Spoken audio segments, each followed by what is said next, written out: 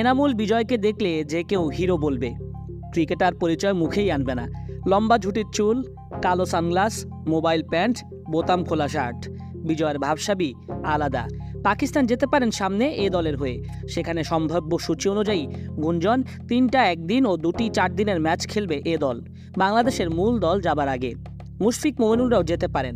বিজয়ের ভাগ্যটা সুপ্রসন্ন হচ্ছে না, তবে ঘাটতির জায়গাগুলো নিয়ে কাজ করছেন বলে গণমাধ্যমে প্রায়ই জানান।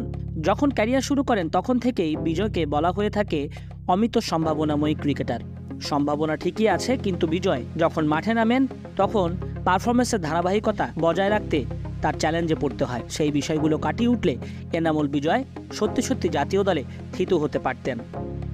এদিকে মাহফুজুর রাব্বি, আবু হায়দার রনি, সাদমান, মুগ্ধ, রুয়েল মিয়ারা অস্ট্রেলিয়া সফরে যাচ্ছে। 13 জুলাই তারা দেশ ছাড়বে। তাই তো হয়ে গেল আনুষ্ঠানিক ফটো সেশন। কারণ অজিদের মাটিতে 40 দিনের এই সফর কিন্তু একটা ইতিহাস। এইচপি চেয়ারম্যান নাইমুর রহমান দুর্জয় সংশ্লিষ্ট সবাই কথা বলেছেন সফর নিয়ে। ফিউচার প্লেয়ার তাদের জন্য এই অপরচুনিটিটা ক্রিয়েট করাই আমাদের সবচাইতে বড় উদ্দেশ্য ছিল, যে longer version one day and টি20 টুর্নামেন্টটা আসলে খুবই বড় একটা প্ল্যাটফর্ম হবে আমাদের আপকামিং প্লেয়ারদের জন্য, যেখানে বিগ ব্যাশের 5টা টিম থাকবে, ফ্র্যাঞ্চাইজি, ওদের যে অস্ট্রেলিয়ার ফ্র্যাঞ্চাইজি লিগ হয় টি20, তারপরে পাকিস্তান এ, যেটা পাকিস্তান শাহিনস নামে ওরা খেলে, ওরা থাকবে। তো টুর্নামেন্ট ছাড়াও আমাদের যে প্লেয়ারদের জন্য একটা বড় অপরচুনিটি, এখানে কিছু ন্যাশনাল টিমে যারা খেলছে সেখানকার প্লেয়ারও নেওয়া হয়েছে, কারণ 2027-এ আমাদের যে অস্ট্রেলিয়ার সঙ্গে ট্যুর আছে, ওখানের খেলাটাও কিন্তু ডারউইনেই হবে। তো তাদেরও একটা প্রিপারেশন, কারণ অনেক আমাদের জন্য।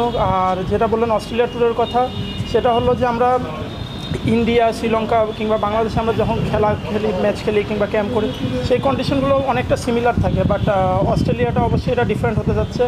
আর মোস্ট অফ দ্য প্লেয়ারের জন্য এটা যেহেতু প্রথম অস্ট্রেলিয়া ট্যুর অনেকের জন্যই, তো আমার মনে হয় যে কন্ডিশনটা একটা ভালো চ্যালেঞ্জিং থাকতে পারে, এবং আশা করি যে সেটা আমরা কোপ আপ করতে পারবো ইনশাল্লাহ।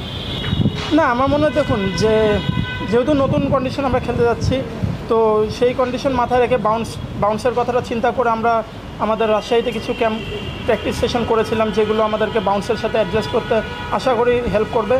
আর যেটা বললেন যে মানিয়ে নিতে পারবো কি না, সেটা আসলে আমরা সেখানে গেলে 2-3টা প্র্যাকটিস সেশন যখন করতে পারবো, তারপরে আমরা আসলে নিজেদের জায়গাটা বুঝতে পারবো। 4 ডে এবং 1 ডেগুলো বাইল্যাটারাল হচ্ছে, এবং টি20টা কমপ্লিটলি ডিফারেন্ট একটা ফরম্যাটে খেলা হচ্ছে। তো ওটা একটু চ্যালেঞ্জিং হতে পারে, কারণ আপনি প্রত্যেক দিন একই অপোনেন্টের সাথে খেলছেন না। এই ব্যাপারটা একটু চ্যালেঞ্জ থাকতে পারে, বাট আমার মনে হয় যে ওভারঅল 3টা ফরম্যাটই খুব ভালো খেলা হবে।